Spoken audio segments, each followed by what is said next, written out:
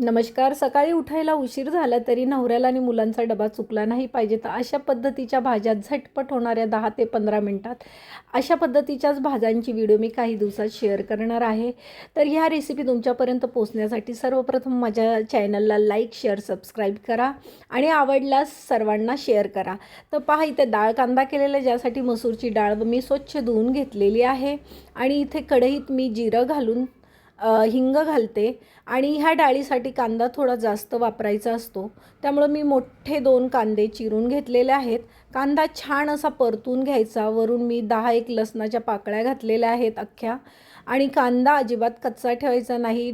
हा कांदा असा लालसर झाल्यावर ही डाळ कांदा खूप छान लागतो. त्यानंतर तुम्ही पाहू शकता, कांदा असा एवढा लाल झाल्यानंतर घरचा मसाला, बेडगी मिरची पावडर, हळद हे घालून घेऊया आपण. बाकीचे मसाले जास्त काही घालायची गरज नाही घरचा मसाला असल्यावर. त्याच्यानंतर नसेल तुमच्याकडे मिरची पावडर घालणार असेल तर धणं जिरं पावडर घालू शकता आणि पाणी घालून हा मसाला तेल सुटेपर्यंत होऊ देऊया. त्याच्यानंतर इथे आपण धुतलेली स्वच्छ मसूरची डाळ घालून घेऊया. सर्व एकजीव करून घेऊया हे सर्व मिश्रण. ही डाळ एवढी छान होते आणि झटपट अशी भाजी होऊन जाते, अजिबात डब्याला उशीर होणार नाही आपल्या.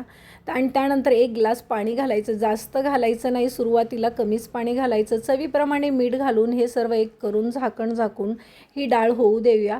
जास्त पाणी घातल्यावर ही डाळ गळते. तुम्हाला जर गरज वाटल्यास नंतर तुम्ही वरूनही पाणी घालू शकता, म्हणून सुरुवातीला कमीच पाणी घालायचं. तर तुम्ही पहा, डाळ इथं आपली जवळपास शिजत आलेली आहे.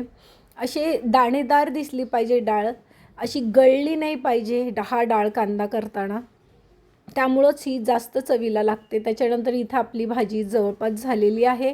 त्याच्यानंतर आता तुम्ही पाहू शकता, इथे डाळ पण आपली शिजलेली आहे, अजिबात कच्ची नाही. तर वरून घाला अशी कोथिंबीर भरपूर आणि झटपट द्या सर्वांना डब्याला पोळ्या बनवून. तर ही रेसिपी नक्की ट्राय करा तुम्ही.